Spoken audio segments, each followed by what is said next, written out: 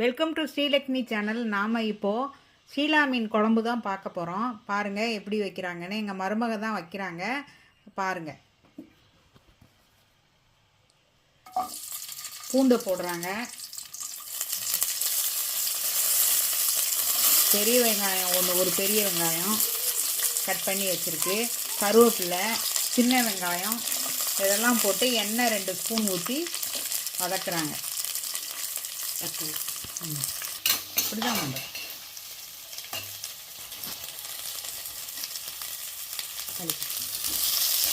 இப்போ தக்காளி, பூண்டு, பெரிய வெங்காயம் 1, 2 தக்காளி, கருவேப்பிலை எல்லாம் போட்டு எண்ணெய் 2 ஸ்பூன் ஊற்றி வதக்குறாங்க.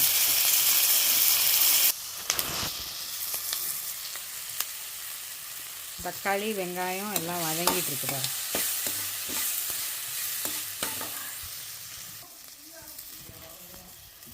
தக்காளி வெங்காயம் வதங்கிடுச்சு. இப்போ தேங்காய் போடுறாங்க. தேங்காய் எவ்வளோ வருதுன்னா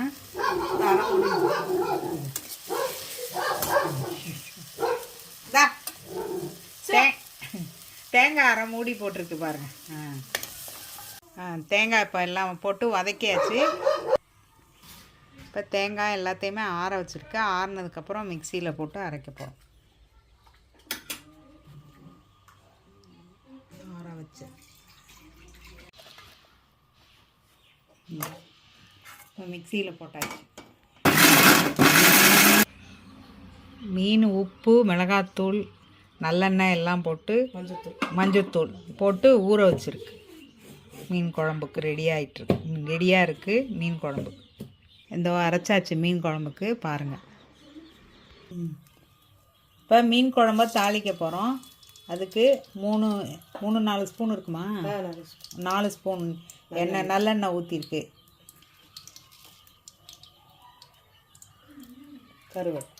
கறி வடக்காம் போட்டு தாளிக்கிறோம் பாருங்கள். அது நல்லா பொரியட்டும்.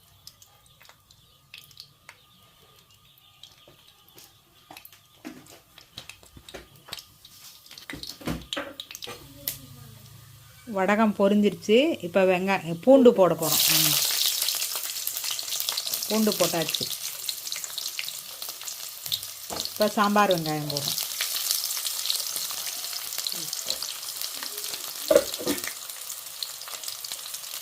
கருவேப்பிலை, வீட்டில் பறிச்சா மரத்தில் இருந்த கருவேப்பிலை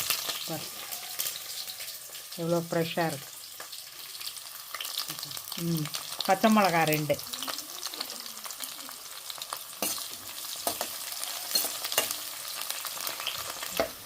இப்போ வெங்காயமெல்லாம் வதங்கிடுச்சு பாருங்கள், எப்படி வதங்கிடுச்சு. இப்போ அடுத்து மிளகாத்தூளா, வெறும் மிளகாத்தூள், தனி மிளகாத்தூள் போட்டிருக்கு. கலருக்கு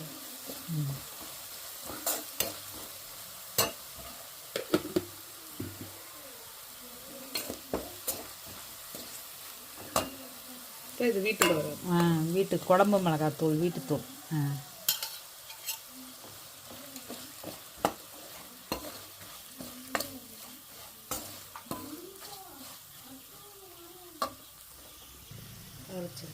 இப்போ அரைச்ச வெங்காயம், தக்காளி, தேங்காய் அதை ஊற்றுறோம். இப்போ எல்லாம் ஊற்றியாச்சு, கொதிக்க ஆரம்பிச்சிருச்சு. இது குழம்புக்கு தேவையான உப்பு, தேவைக்கேற்ப உப்பு போட்டுக்கணும். இப்போது இந்த வீட்டில் இந்த பழைய புளி கரைச்சி வச்சுருக்கு, மீன் குழம்புக்கு நல்லாயிருக்கும், அதை தான் ஊற்றுறாங்க. பாருங்கள், கருப்பு புளி, அதான் மீன் குழம்புக்கு நல்லாயிருக்கும். அதுக்காக அதை தான் ஊற்றிருக்கு.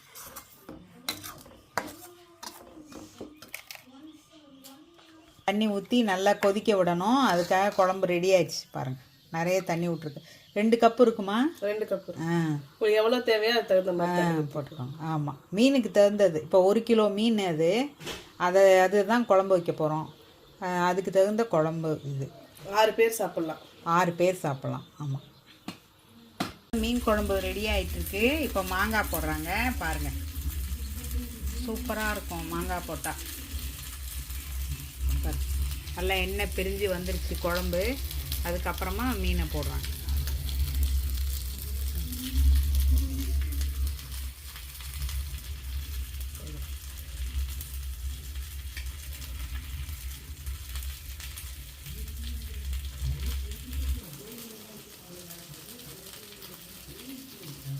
ஃபஸ்ட்டு தலையை போட்டுட்டு ஒரு 5 நிமிஷம் கொதிக்க வச்சுட்டு அதுக்கப்புறம் இதெல்லாம் போட்டுக்கலாம் மற்ற மீன்லாம்.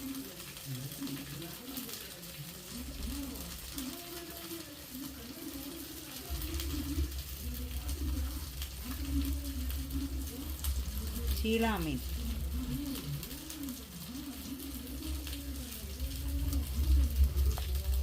சீலா மீன் குழம்புக்கும் நல்லாயிருக்கும், ஃப்ரையுக்கும் நல்லாயிருக்கும். இப்போ 10 நிமிஷம் சிம்மில் இருக்கணும். இந்த பண்ணா மீனும் வறுக்கிறோம். இது கிலோவே 150 ரூபா தான். ஆனால் நல்லா இருந்தது. வாங்கி முழுசாக வந்து வறுத்துட்ருக்கோம். அதுக்கு என்னென்ன போட்டிருக்கு அர்ச்சனா? மஞ்சத்தூள், மிளகாய்த்தூள், உப்பு, கொஞ்சம் இஞ்சி பூண்டு, கொஞ்சமாக மல்லித்தூள், ஜீரகத்தூள், அவ்வளோதான். அரிசி மாவு, கார்ன்ஃப்ளவர் கொஞ்சம் போட்டிருக்கேன். லெமன் புளிஞ்சிட்ருக்கேன், அவ்வளோதான். புளிப்பு சூப்பராக இருக்குது. குழம்பு இன்னும் கொதிக்க ஆரம்பிக்கலை, கொதிக்கணும். மீனெல்லாம் திருப்பியாச்சு பாருங்கள். மீன் வெந்துடுச்சு. இப்போ எடுக்கிறாங்க பாருங்கள்.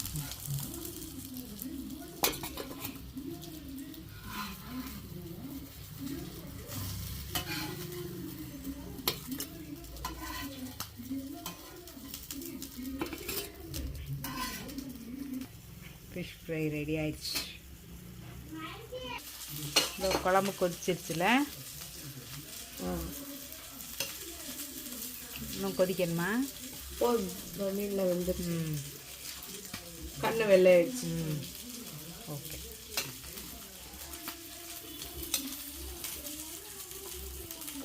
சூப்பரான ஷீலா மீன் குழம்பு ரெடி ஆயிடுச்சு.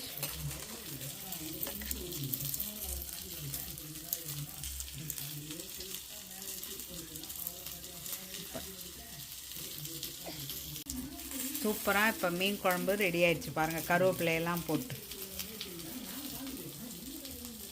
எண்ணெய் பிரிஞ்சு நல்லாயிருக்கு.